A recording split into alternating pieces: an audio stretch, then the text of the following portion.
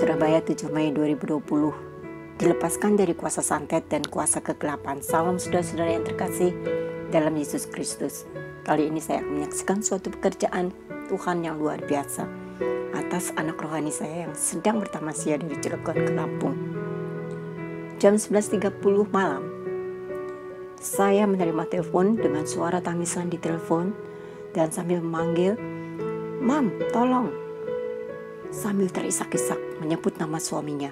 Saya biasa dipanggil Mami oleh anak-anak rohani saya. Dan dia katakan suaminya kerasukan. Matanya katanya, itu udah bukan mata suaminya lagi. Bicaranya juga sudah ngaco. Saya tahu anak rohani saya kalau sudah bicara seperti ini tidak main-main. Karena memang dia masuk dalam tim kami pelayanan di Jakarta dan Sukabumi beberapa tahun yang lalu untuk pelepasan kutuk santet yang terikat dan lain-lain. Jadi apabila dia katakan suaminya kerasukan, saya percaya itu. Cuma saat itu dia benar-benar perlu dukungan atau pengusiran kuasa jahat dan melalui telepon. Mereka tinggal di Cilegon, sedang bertamasya ke Lampung, menenangkan diri untuk mencari suasana baru untuk 4 hari lamanya di Lampung. Karena suaminya baru saja terlibat suatu masalah yang berat dengan orang di Banten dan dilabrak rumah mereka dan istri syok begitu didatangi oleh 4 orang. Bahkan suaminya sempat ditempeleng di hadapan istrinya. Karena peristiwa itu suaminya mengajak untuk keluar beberapa hari dari Cilegon untuk refreshing. Saya ambil dari Lukas 9 ayat 1. Maka Yesus memanggil ke-12 muridnya, lalu memberikan tenaga dan kuasa kepada mereka untuk menguasai setan-setan dan untuk menyembuhkan penyakit-penyakit. Tuhan memberikan pada kita kuasa untuk mengalahkan setan. Amin. Saya doa pemetaan keadaan di sana. Lalu saya mulai berdoa. Ada anaknya yang masih kecil 2 orang umur 10 dan 6 tahun. Dan juga mereka membawa kakak ipar, cicenya dan kukunya. Dan tinggal di sebelah kamar mereka. Jadi connecting room ya. Saya berdoa agar Tuhan tutup bungkus mereka. Lalu mulailah saya dengan pengusiran kuasa yang ada di tubuh suaminya melalui telepon pada malam itu. Dan kami mengikat dahulu kuasa-kuasa yang ada. Dan kemudian kita melepaskan, mengusir segala kuasa-kuasa yang ada di dalam tubuh suaminya itu dengan anak rohani saya melalui telepon. Saya hanya mendengar suara kemarahan dari suaminya. Tentunya bukan murni suaminya karena sedang kerasukan. Dan bicaranya pun meracau. Tidak keruan. Tapi jangan lupa, karena kita sudah mengikat dahulu kuasa jahatnya. Dan pada saat itu juga kami tengking keluar dan menghancurkan dalam nama Tuhan Yesus. 3-5 menit mengusir terjadi. Suaminya sadar dan pulih. Tuhan Yesus luar biasa, saya lega di situ. Tapi sebentar dulu, ternyata iblis tidak sendiri. Pada saat suaminya sudah disembuhkan dari santet dan dari kesurupan itu, ternyata cecenya kena. Sampai anak rohani saya teriak, Mam, tolong, cece sekarang yang guling-guling dan ngomongnya sudah tidak benar, udah ngacau. Aduh, dia juga bawa kucing. Jadi mereka ketakutan karena ada kucing juga. Dan saat itu juga langsung anak rohani saya pindah kepada cecenya karena suaminya sudah disembuhkan. Kemudian kita tutup bungkus lagi semuanya dan kita ikat kuasa-kuasa jahat yang ada dalam cecenya dan kita usir dalam nama Tuhan Yesus. Dan kami lakukan doa pengusiran by phone call and long distance call. Tapi tidak membuat roh Tuhan terbatas. Dan sungguh luar biasa, hanya dalam hitungan berapa menit saja, antara 2 menit 3 menit roh Tuhan bekerja dengan cepat dan cecenya sadar.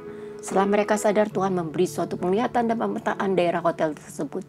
Dan langsung saya mengambil suatu keputusan buat mereka. Dan menjelang jam 1 dini hari, Tuhan menyuruh saya untuk mengatakan agar mereka pindah hotel. Karena dalam pemetaan terlihat lorong penuh dengan darah dan masuk kamar mereka. Santet sepertinya dikirimkan karena ulah suaminya bermain api di Banten. Oleh karena itu hati-hati saudara-saudaraku yang kasih. Zaman modern masih ada kuasa santet. Karena saya hidup di tengah keluarga yang punya ilmu kegelapan. Saya usulkan pindah hotel. Mereka menerima usulan saya. Langsung suaminya browsing di internet, padahal mereka baru saja masuk jam 7 malam, jam 19 jadi. Dan tengah malam harus keluar. Sementara suaminya pesan hotel untuk pindah, anak rohani membereskan koper. Dan telepon tidak diputus terus sampai mereka mempersiapkan untuk keluar dari hotel itu.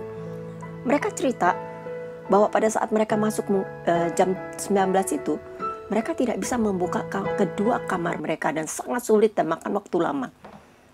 Dan akhirnya mereka minta petugas hotel untuk naik dan membuka dan baru bisa. Dan saat itu tidak ada tamu yang menginap di sana dan mungkin saya rasa hotelnya angker juga. Mereka saya kawal terus by phone dengan doa-doa sampai mereka masuk mobil. Dan dalam perjalanan ke hotel yang baru, kurang lebih 30 menit tidak lepas dari percakapan telepon dengan saya. Dan sampai hotel kurang lebih jam 2 dini hari. Selesai percakapan, begitu saya mengawal masuk ke hotel dan mereka beristirahat. Kemudian saudara-saudaraku, saya tidak mengganggu mereka dalam tamasya mereka. Seminggu sudah itu baru saya ngecek bahwa mereka pada saat itu setelah dilepaskan, mereka dapat tidur nyenyak dan sukacita. Puji Tuhan. Jadi di sini roh Tuhan tidak dapat dibatasi oleh ruang dan waktu. Pasti tembus dengan iman percaya kita untuk melayani siapapun dan dimanapun juga mereka berada. Batas kota tidak menjadikan kendala. Antar pulau tidak menjadikan kita tidak bisa melayani by phone. Roh Tuhan tidak terbatas. Iblis dapat dikalahkan hanya dengan satu nama, yaitu Yesus. And Jesus Christ. Sebulan kemudian saya dipanggil ke Banten untuk menuntaskan pelayanan pada mereka. Dan puji Tuhan, semua dibereskan Tuhan. Santet dan kuasa iblis dapat dikalahkan oleh darah Yesus dan kuasa nama Yesus. Haleluya. Bila kita bepergian, kuduskanlah tempat dan tutup bungkus dengan doa dalam nama Tuhan Yesus. Kemanapun saudara-saudara pergi dan menginap, karena saya sering kali melihat tempat-tempat yang didiami oleh kuasa kegelapan dan harus dibersihkan terlebih dahulu. Dan Tuhan memberi karunia unik pada setiap orang. Tidak akan sama satu dan yang lainnya, walaupun sesama hamba Tuhan. Belajarlah kepekaan akan suara Tuhan. Doa saya untuk saudara-saudara yang mendengar kesaksian ini, agar tetap sehat dan diberkati usaha dan bisnis dan dijauhkan dari sakit penyakit, penyerangan kuasa-kuasa kegelapan. Kiranya Tuhan memberkati saudara-saudara semua. Tuhan beserta kita. Immanuel. Amin.